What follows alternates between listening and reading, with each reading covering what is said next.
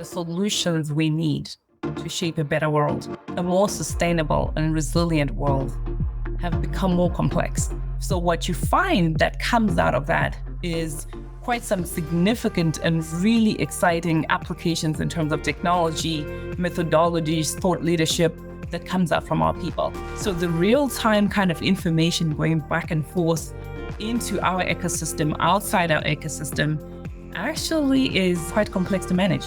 And what that requires is a way of moving data really quickly and keeping the integrity. And you can hear me, I keep warning on about the integrity of the data, because it's not just about moving it, it's also about the integrity as it lands where it needs to go. There's something to be said about getting in the trenches, getting to know how to do things, and it really gives you that experience that you can lean on. Welcome to the new automation mindset, where AI, automation, and integration come together. I'm your host, Markus Zirn, and as Chief Strategy Officer and part of the founding executive team at Workato, it is my mission to find these top innovators in AI, automation, and integration and share their journeys with all of you. This podcast is inspired by the Wall Street Journal best-selling book with the same title, written by Workato CEO Vijay Tella. If you would like a free copy of the book, be sure to listen for a special offer at the end of today's episode.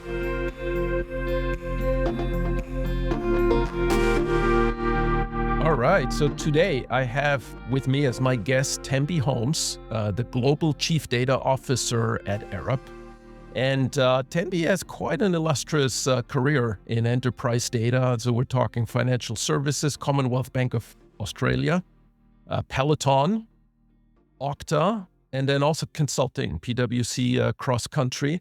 Now, Tembi is originally from Zimbabwe, and she has an MBA from Duke's Fuqua School of Business. So to say that she's an interesting guest, I think, is probably an understatement.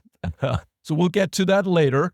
But then the thing that makes it even more special is Arup is actually a really cool company also.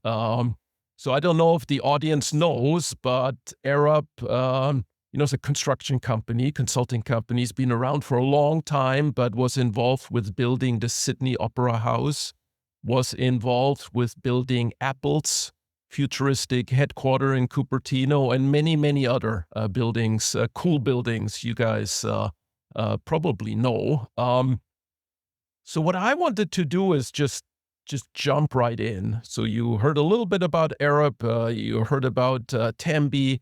Now she is right now in the middle of a digital transformation program at Arup, and maybe we can just ask her. So how is this going? Tell us a little bit what the goals are, and is it stressful? Is it like really successful? Like tell us how this is going. So just to be clear about Arup, we tend to be the architects, designers, and engineers, not the construction part of it. And we're a collective of a number of offices around the world in all 5 continents. Well, it's actually 7. I just learned that it's 7. And so in terms of the digital transformation journey, it's been an exciting 15 months at Arup. And the reason I say that is when you join a company that is so innovative, that is so thoughtful about its mission of shaping a better world and really living by that mission, it means you need to do something a little bit differently. And then when you're joining a company that, when you look at the industries that are far on the journey of digital transformation, like financial services and healthcare and tech, and then you look at what we call the AEC space, where we are still leveraging desktop technologies, we're still on the journey of migrating to the cloud. All I can say is it's been an exciting journey. And how did this all start? You mentioned, you're leading company. You're the architect, so you're probably having, lots of data on how to build these, like the engineering side of that. But what led Arup to kick off this transformation program? It's realizing that the solutions we need to shape a better world, a more sustainable and resilient world, have become more complex. If you think about making sure that we are driving the world towards the carbon neutral or net zero way of construction, 40% of carbon footprint comes from our buildings. 40% of carbon footprint comes from transportation. The population that we have is growing. Our needs as a globe are growing. So when you think about solutions where we can design, whether it's airports, whether it's highways, solutions where we can retrofit, for example, the buildings in New York City that were not designed to be sustainable and resilient.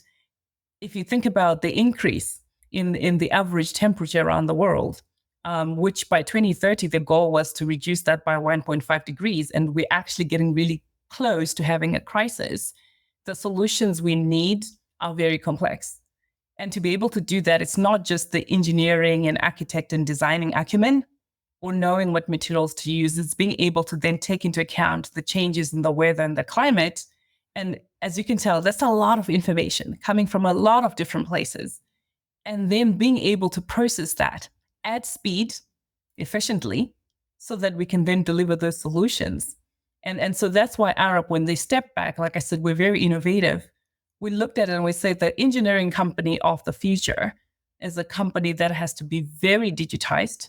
It's a company that is to really be good at harnessing all the learnings from all the work we've done in the past and being able to apply them to the new solutions that we're delivering for our clients. So that's what triggered the digital transformation journey, if you want to call it formally, about 5 or 6 years ago. But when I read what's called the Arup journals, which go back into the 60s, you can actually tell that the founder of Arup and the partners at the time were really thinking about doing things more efficiently. So although we formally called it digital transformation recently, Arup has been on this journey for quite a while. That's really cool. I did mention your background, right? And you said, like, you worked in finance, you worked at high tech, like Peloton, for example. You did consulting projects. Is there anything that's different that makes this digital transformation at Arup stand out? I mean, look, the impact on the world, that obviously I think is a big deal. But I'm just curious if you compare, like, the kind of people that you work with, maybe the support you get from management, like how does that compare to what you've done in the past? I mean, I use the word innovative in describing Arup. That is the one thing that really struck me when I joined the company. And as we were doing that dance of, is this the right place for me to join or not? And am I the right fit? I've seen innovation in other places. So there's kind of like a boundary around it. And Arup essentially says, listen, we need you to be very creative. We will give you the resources and the investments to be creative. We will try to remove a lot of the bureaucracy that stops people being innovative. So what you find that comes out of that is quite some significant and really exciting applications in terms of technology, methodologies, thought leadership that comes out from our people. And so that really struck me when I look at the list of customized in-house developed applications that support the engineering consulting side of things, the design or architecture consulting side of things.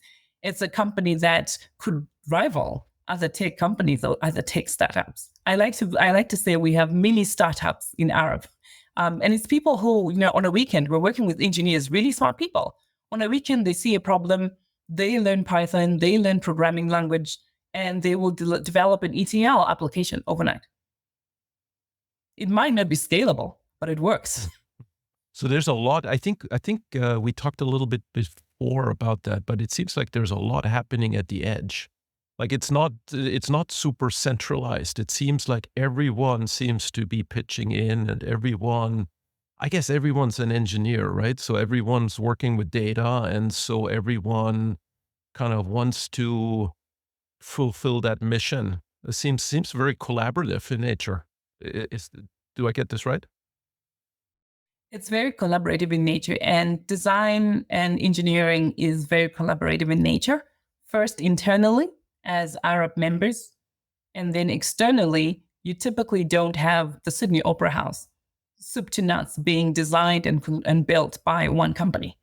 So we have to liaise with other engineering consulting companies, other architects, the construction folks themselves as well. So there's kind of two ecosystems, one which is internal, so bringing in that information internally.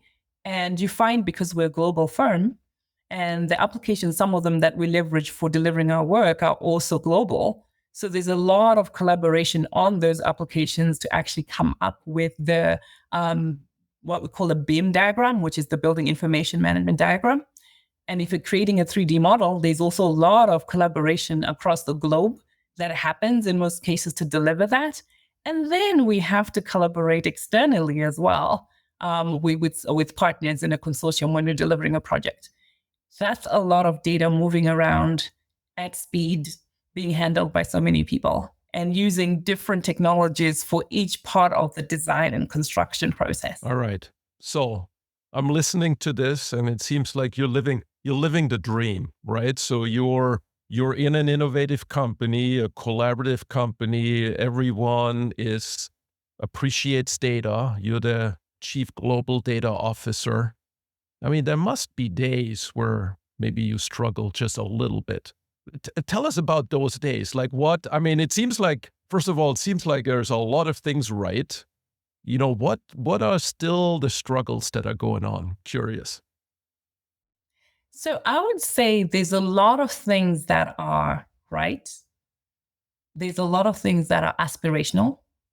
And the challenge is when you have an innovative culture, having your guardrails around that, having your controls around that, making sure that you standardize processes around whatever it is that you're innovating, making sure that you're delivering and still maintaining quality, which is one of our core values, and maintaining the integrity of the data that's passing through. That keeps me up at night, because what that means is you have so many pockets of brilliance. And not being centralized means keeping an eye on all those pockets of brilliance around the world is a challenge for myself, our chief security officer, our chief technology officer, because there's so many pockets of brilliance. And then it also at some point starts to become a little bit inefficient. Because unless you're really closely coupled and you know what's happening in different places, you find people can stand up infrastructure or foundations that are already available elsewhere. So communication, making sure that we're not being inefficient, making sure that we have scalable foundations where our innovators can start off, so they're not starting from scratch.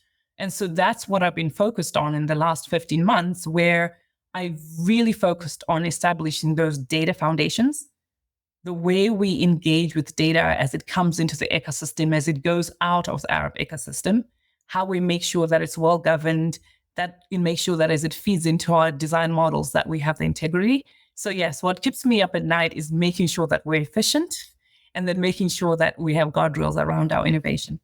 I guess it's that constant struggle between, taking it to the edge and being centralized and doing the governance well, no matter what. Yeah, okay, I can totally see that. Now, listen, I got really interested in what you guys are doing and what specifically you're also doing, because what I saw in some of the projects that you're doing with Workado, I saw process diagrams, basically like an illustration of a process, and then kind of at separate states, at different steps of this process, there was a layer that said underlying data. And it was kind of like that combination of like, here's the process and it's driven by this data. And it fascinated me because I think, from what I've seen out there in the world, there seems to be either process people or data people. And then maybe sometimes they don't talk. And it seems like that's you kind of making this talk. Tell us a little bit, like maybe your philosophy and how do you see data and then the business processes? How do you see that work together? Where do you think the opportunity is? I think the opportunity is deciding what you want out of a particular process, and then deciding on the data that feeds that process, and then making sure that the data workflow you're designing is very closely coupled to the ultimate process. Let me give an example. Let's say we are trying to design, the Sydney Opera House. I'll use that. There will be information that comes in. There will be simulations and calculations that need to be done to say, well, how should this fancy looking roof look like? And what is the structural integrity of that roof? And then, oh, by the way, we want to make sure that it's a sustainable roof, that it's going to last for this long, et cetera, et cetera. These are typical process that the engineer goes through. And in most cases, they gather the data, they speak to the client, understand what the client wants, they gather the information, they run the simulations and calculations and come up with options, and then present those to the client. And you want that to be done really quickly, and you want that to be done with integrity and good quality. Now, if I look at the data workflow that should support that, it should make the acquisition, the storage, and the processing of that information and the simulations of that calculations, and then the reporting and visualization to the client really efficient. If my engineer has to grab data from the internet, put it into Excel, then maybe do something on their desktop, then maybe put it into another application, then they have to put it into a visualization application, that is so inefficient.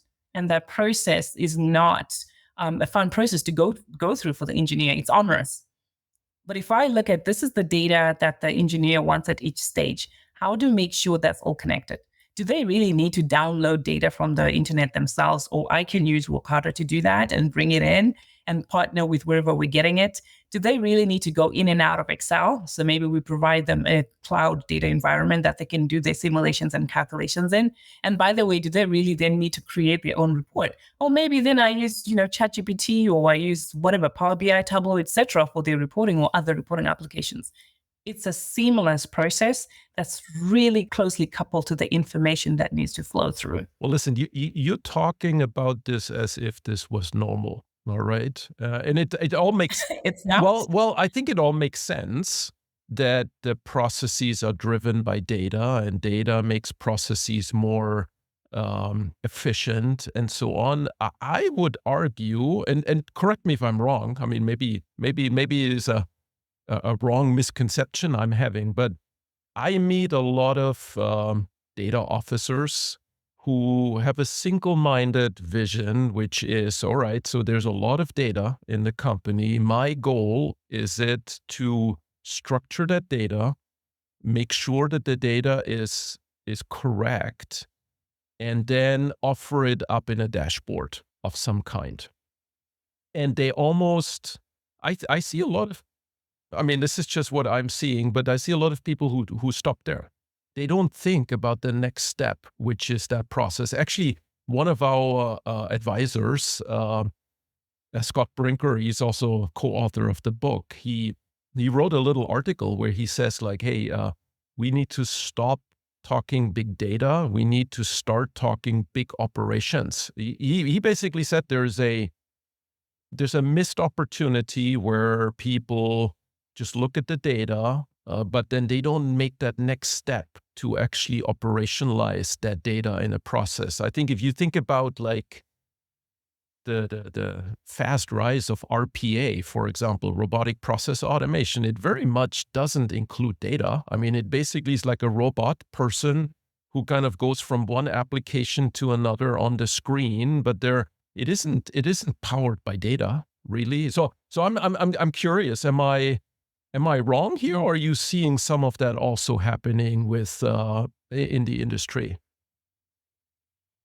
I think, to be fair to my fellow chief data officers and folks in those roles, if you think about the early gains when it came to data analytics, it was really about reporting. That's kind of where the profession started. How do we get better visualization? And then not even just insights. It was visualization. How do I visualize my data? And so the argument was, the more structured it is, the more you can follow where that data came from, then you can visualize it a little better in a dashboard.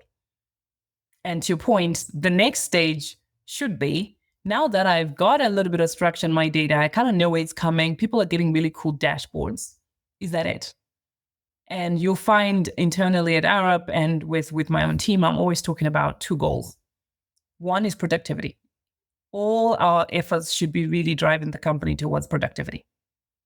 And also the other side is growth. And so when I think about productivity, it's efficiency. So that says, how can we optimize our processes? And if it lands in a dashboard, if it lands in a visualization, so for example, ESG reporting, it's about optimizing the process of how we acquire and analyze the information. At some point, somebody needs to look at it on a dashboard. That's great. And then we can actually report in terms of what's happening in terms of our sustainability efforts. That's one good example of we landed at a dashboard as ultimately something that needs to be reported out. But the focus was really on the process with the airlines, with our travel agencies to make sure that process is seamless. And we can actually then land at the dashboard. So it's both a productivity and for growth. Personally, as a company, we try to measure our sustainable footprint anyway. And then when it comes to growth, it's also related. And so it's about the process of harnessing that information so that you can look through it and say, okay, we want to respond to a bid. And we want to do it and show that and show our differentiating experience. The process of gathering that information and making sure it's stored in the right place for the future is what I focus on. And then people can start using it because we've put in a process for saying, if you're responding to a bid, here's all the information and here's where you can go. So you're absolutely right that I think the focus on dashboards is where we started in terms of the data and analytics profession, if you want to call it. Some people have moved ahead, some people haven't. I still meet my peers that focus very much on governance. I want to have, a lineage. I want to have stewards. That's great, but why? Well, it seems to me it's a little bit that constant struggle also between like inside out and outside in thinking, which is kind of like if I'm I would say more the traditional IT person, I think about building infrastructure. I kind of set up the things and then people can use it. I think that whole going digital, SaaS applications and all of this is probably getting us to think less about infrastructure and then move more towards the value, the results, the processes of it. Maybe that's where, but look, it's remarkable. I do think that this is the future of being a data officer, I think. I just feel that it can't be just getting to the dashboard, I feel, is not enough. It's also not, I don't think it also realizes the full value of what data can really do. So the one example, and you mentioned working together, collaborative, not just within Arup, but also with your partners. There's this really interesting story. It's so interesting because it's so unique. It's a salmon farm in Norway that's using Workato. And to your point, the first project that they started with Workato was actually sustainability reporting. So it was the reporting that was the mandatory, the lowest common denominator. The Norwegian government wanted a reporting on mortality rates of the salmon. They got that done with Workato pretty quickly. And then they said, like, okay, so what are we going to do with the rest of the time we have? And they said, like, we actually now know that more than just to report it. We know why this is happening. And it has to do with the feed not being, the dosage of the feed on a daily basis not being perfect. And so why don't we actually figure this out and not just report on it, but fix it? And so what they did, they created data services between the producers that produce the feed and then, how they receive it so that it can be on a daily basis adjusted. And they did that with Workato. So that's the story. I mean, I don't know. Do you have similar kind of stories from the architecture world? I mean, how does the data collaboration in the ecosystem, what does that look like in your world? So very similarly, if you come to us and you say, I have this really complex highway that I would like to create, or an even more exciting one is I have an airport And I would like you to tell me how the agents can move in the airport so that I can renovate, so that it can be safe, people can get out quickly, so that it's a pleasant area to be in. Some airports, you get there and they're awful. There's so many teams that would need to come together. You would need, let's use the airport, you would need to not only collaborate with the people who built the airport or are going to actually build it physically. In some cases, it might be a different architect that's actually designed what this airport is going to look like.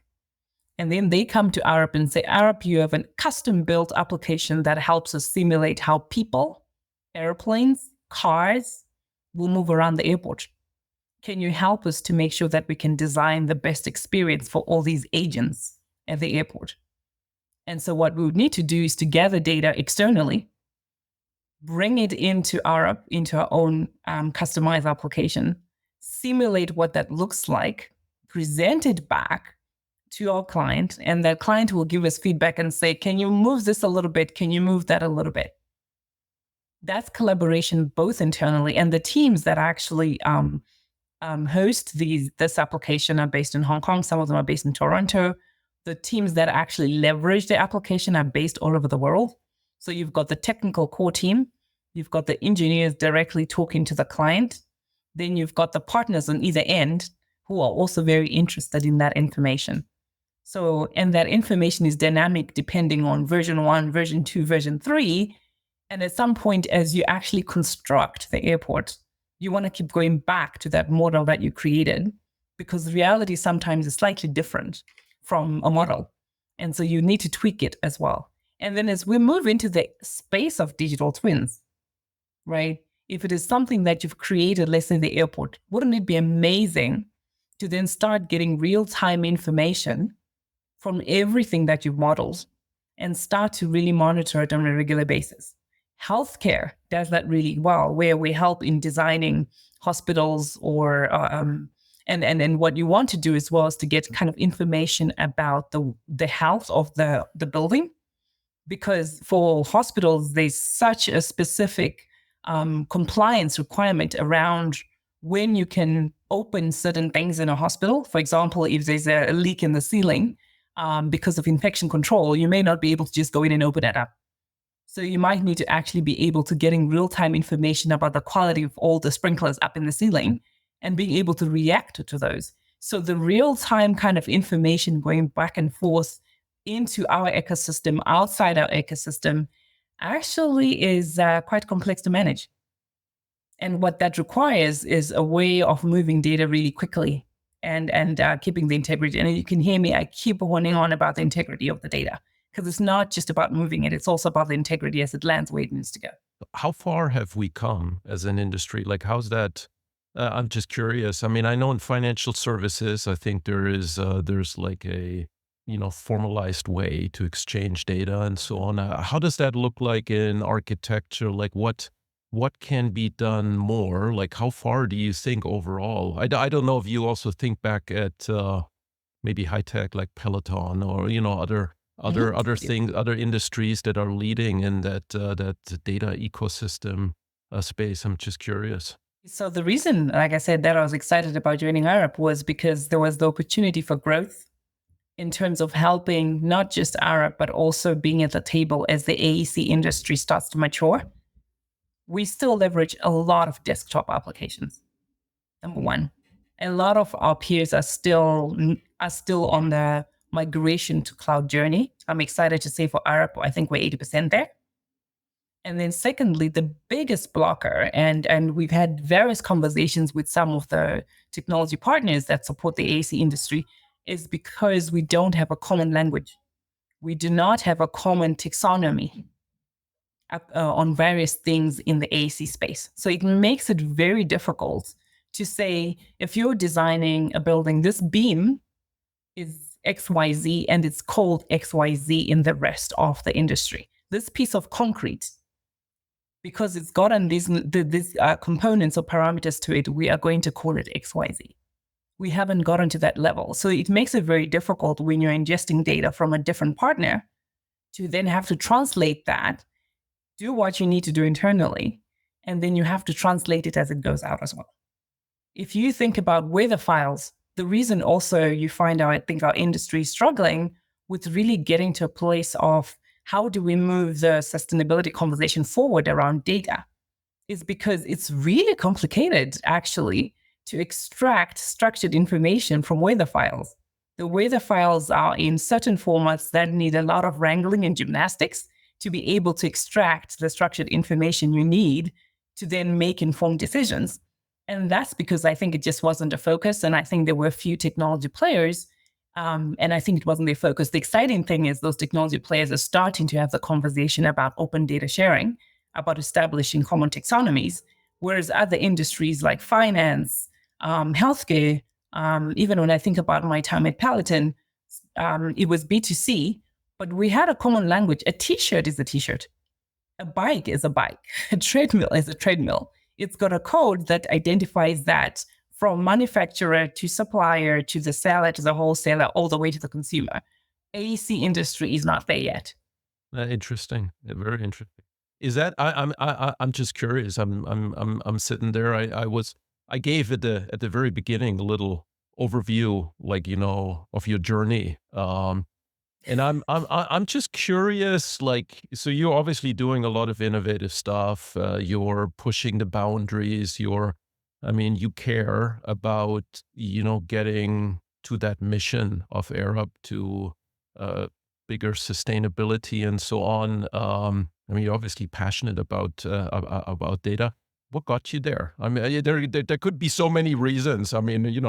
I don't know if it's the cultural thing with your background in Zimbabwe, and then also having worked pretty much all over the world, right? There's Commonwealth Bank Australia. That's a different place again. I'm not sure. There's probably, I don't know how many data officers have an MBA. Maybe that's that. Or maybe it's the consulting. What is it? What do you think that got you there and got you to, be at the forefront of data? I think the consulting makes you ask questions. So as a consultant, you're trying to ask the question why and how do we make it better? So you walk into an environment, you ask those questions. Why am I doing this? And how do I make it better?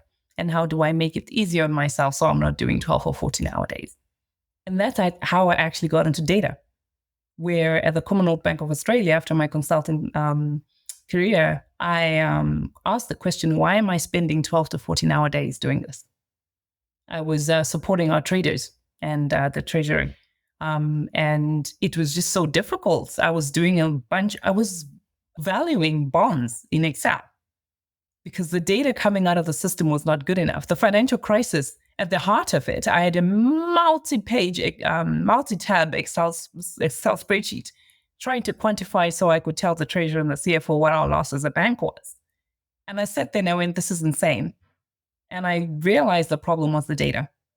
And I initiated and agitated for a program to look at the data lifecycle. That's not what I called it at the time, but it was, let's look at the process. Because if I'm having to spend so much time wrangling this data, something is broken. And as I did that, we then realized actually the problem was the data. The process wasn't working because the data was broken. So we then tried to fix the process, first of all, and align what it should be, and then align the data with it.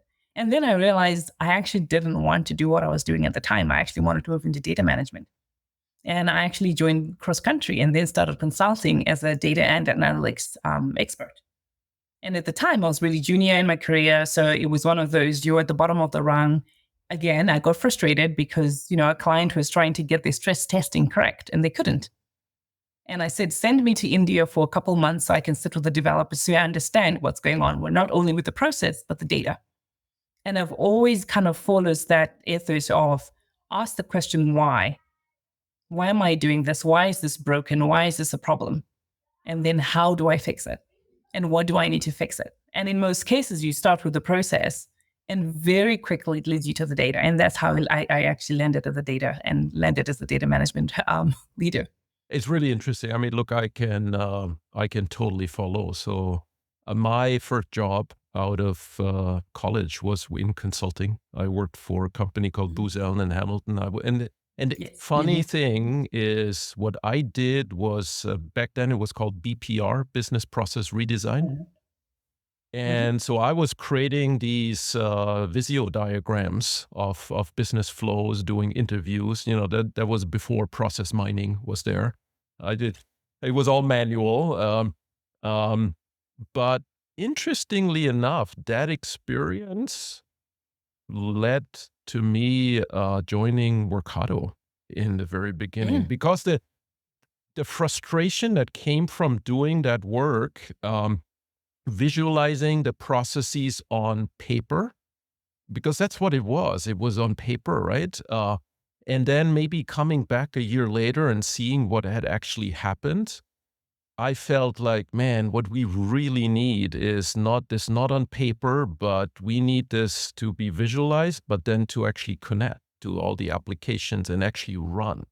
And that was the idea of Workato, to have that, mind meld of the process visualization and the Mm-hmm. actual execution of the process in the systems. That was so. Yeah, Mm-hmm. look, I mean, this is actually highly actionable. So I guess if you give your daughter advice what to do, it would be like spend some time in consulting. It's probably is that what you, or like anyone else in the domain, is that still what you would do? No, I would say I thoroughly enjoyed consulting, but and it really catapulted my career to somewhere else. Would I advise someone to go there? It does burn you out a little bit.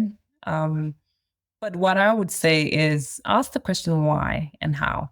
And don't be afraid to get your hands dirty, because what I was able to do, the example I just gave, where the client couldn't get the stress testing right, and I spent some months in India sitting next to the developers, that was me getting my hands dirty. I walked out of there being able to write functional specifications. I walked out of there saying, I'm going to self teach Java and I'm going to self teach Python, which I did. Because I thought to myself, I can do this. And not to minimize it, but essentially it wasn't a skill set I had. I enjoyed what I was doing. And I thought to myself, I can do this. So I walked out of there with really actionable things to do to help myself grow. I would not have been able to get that experience if I hadn't asked the question why and how. How can I help? How can I make this better? And not be afraid to really get your hands dirty.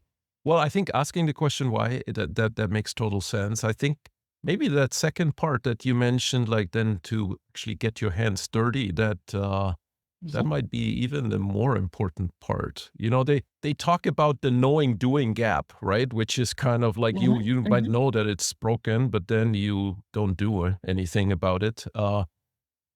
I think what you're saying is you couldn't be a really good global chief data officer if you didn't get your hands dirty, if you didn't have that connection to actually what's going on. If you would do this very abstract, with management 101, building teams, but never really being in the trenches, it seems like what I'm hearing, that probably would not be a good chief data officer. I think with any Mm. profession, I agree with you. I think with any profession, some hands on experience is really helpful. You find one unique thing about Arup, and I don't know if it's particularly unique, but one impressive thing about Arup is the tenure of our leaders. We have a rolling tenure for our leaders. And so every couple of years, we change leadership every 3 years. And so what you find is the outgoing deputy chair had, I think it's his 50th year. I might need to double check that. His core deputy chair was also, I think, about 40, 45 years within Arup. There's something to be said about getting in the trenches, getting to know how to do things. And it really gives you that experience that you can lean on. But there's also something to be said about continuing to learn and continuing to educate yourself. No, fair, very fair. It's interesting that if I look across like the people that I talk to, the people who also picked Workato, um, there's quite a few like that. I mean, we often Mhm. almost like, because well, Workato also, I think it makes it even a little easier, right? Because of the simplification of it. It makes people who have the hunger, who want to get their hands on it, breaks down some of the friction. Like, Mhm. you don't have to learn Java, or you don't have to do this. Mhm. You can Oh, yeah. actually you can like, visually do some of these things. And so you got some superpowers. Very, very interesting. We always ask, and one question we always ask is, as data leaders, is how do we make sure that the business consumer who's not technical can leverage this technology? A lot of technology can be highly technical. The barrier to entry can be really onerous and complex. And that makes it really difficult, especially if you want to federate some of the data services that people need to be able to do by themselves. And so you need something that's at least visual, that has a process mind behind it, because a lot of business consumers are thinking about the process and what they need to get to, not necessarily the technical complexity behind it. So I agree with you that I think the visual component, the simplification is really powerful. Yeah, and I think it's what I do think that business, it's probably too simplistic, but business and IT, right? If you, the power happens when the two come together.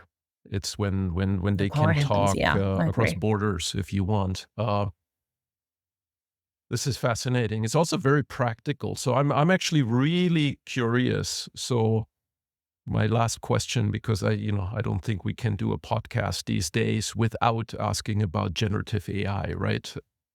Of Of course. course, the big thing. Of Um, course. I'm surprised it took us this long I to know, get I there. know, I know, and I couldn't finish without it. But I want to put it in the context of everything we talked about so far, because I do think that what I miss about generative AI these days is like everyone talks about all these like, oh, there's this new LLM, and it's very theoretical. The practical use cases, if you go and search for them, it's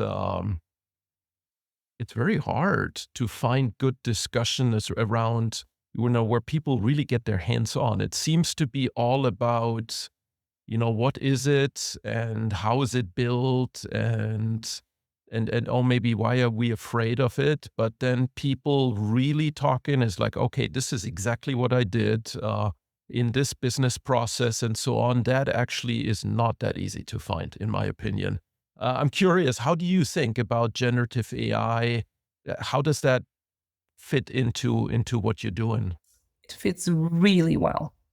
If you think about the complexity that I talked about earlier around the massive amount of data that we need to consume and simulate, and the really complex solutions that we need to deliver. We currently leverage machine learning. We do leverage predictive forecasting. We use NLP for analyzing large data sets, etc. But for us, the magic is in the productivity we get when we really need to analyze, simulate multiple options and really provide solutions that help our clients. So, for example, our technical specialists, this is a real use case. Our fire engineers, they have to go through myriads of documents to be able to really make sure that whatever they're designing is within code. And so something as simple as a chatbot that allows them to then say, tell me about the fire rules for XYZ, and cite where you got them or what code you got them from, is super important and super efficient for them. It's a really simple use case, but it's something that we've actually done.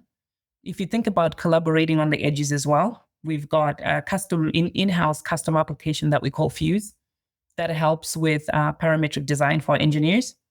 We infused Gen AI into it, and we're starting to see some benefits around that, how helping parametric design. And if you think about getting to computational design, where you've got large amounts of data set, and now you're really looking at the math of design, whereas right now we're limited to one or two or three options because we just don't have, a human being doesn't have the bandwidth. Excel doesn't have the bandwidth. Some of our custom applications just don't have the compute power to be able to run so many simulations and be generative on top of that. So I'm so excited at what Gen AI can do for the engineering world, for the design and engineering world. Just on Friday, I talked to, it's not your field, it's a distributor. Mm-hmm. But these are Mm-hmm. people who distribute electrical components.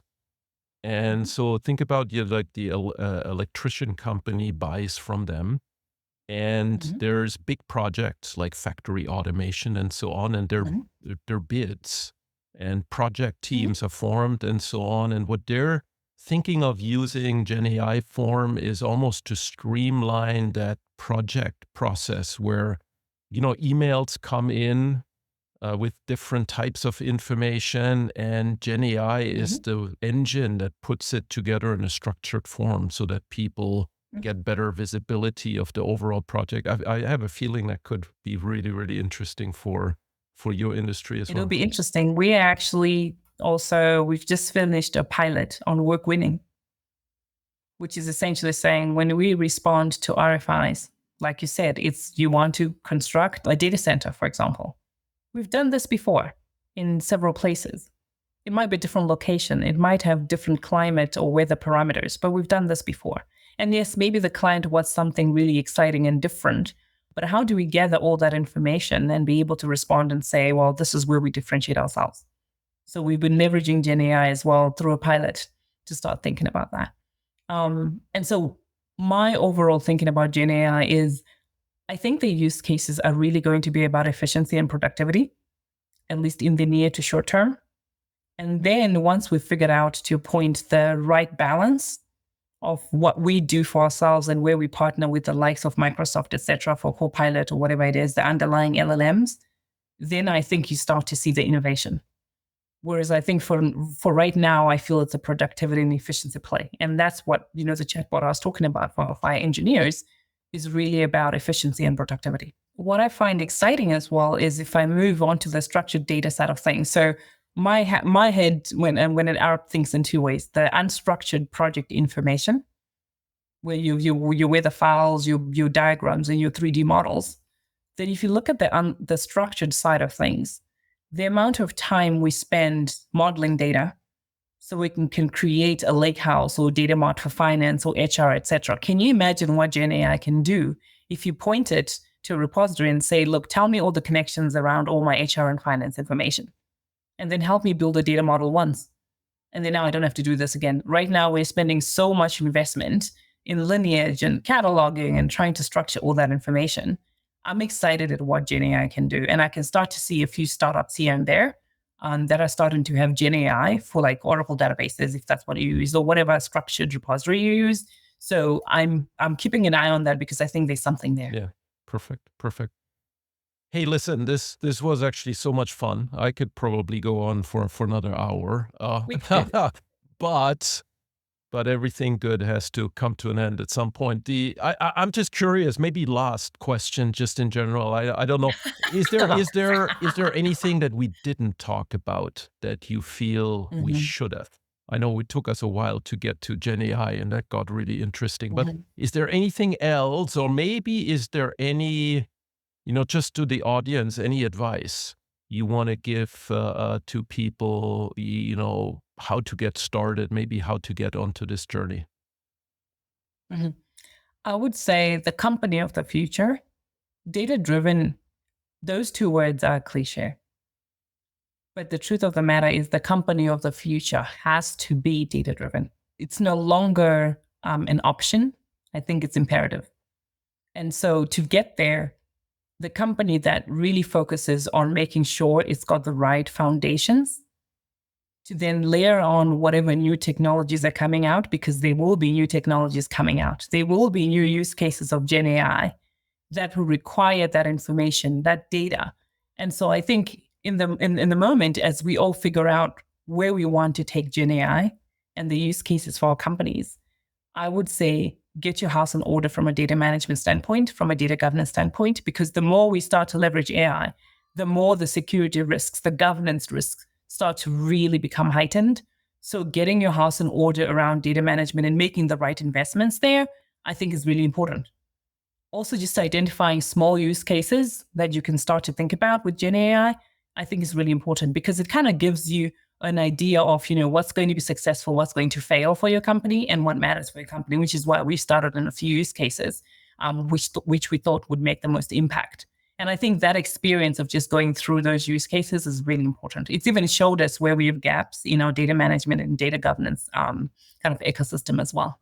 Yeah, Just do it. Just get started. Just do it. Let's do it. I think you're totally right. I mean, I think data, I think is also cliche, but I think data is the new oil. I mean, it is kind of what makes this all go. And you gotta have your act together, and then you have to, as you said, get your hands dirty. I mean, you have to play with Gen AI, but you have to get your hands dirty with the data. I mean, if the data is pristine and in a dashboard, it's not as useful as it's maybe 80% pristine and used in the business process, right? So yeah, exciting times, and good luck on that big journey at Arup. Thank you so much, Tembi. Thank you for having me, Markus. This has been fun. Thank you so much for tuning into today's episode. If you like what you heard, we do have a special offer for you. If you share this or any other episode of the podcast on LinkedIn with the hashtag TNAM for the new automation mindset, that's TNAM, our team will reach out to you and make sure you get a free hardcover copy of the book by our Workato CEO, Vijay Tella. Please make sure to rate today's episode, leave us a comment with your thoughts, and subscribe to the show so you will never miss an episode. I'll see you next time.